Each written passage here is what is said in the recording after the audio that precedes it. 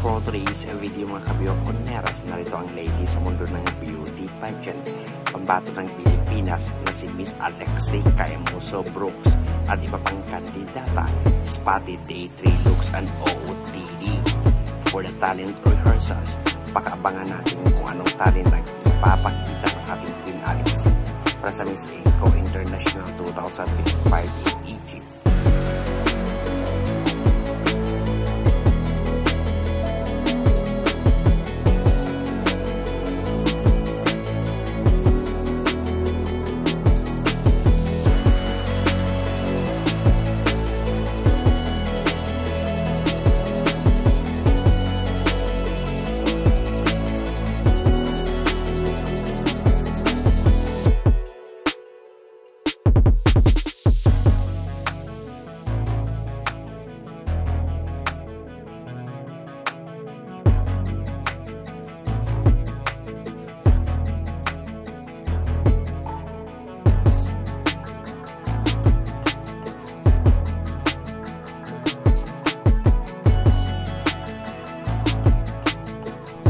Mga Biyokoneras, don't forget to hit the notification bell para updated kayo lagi sa aming mga bagong videos.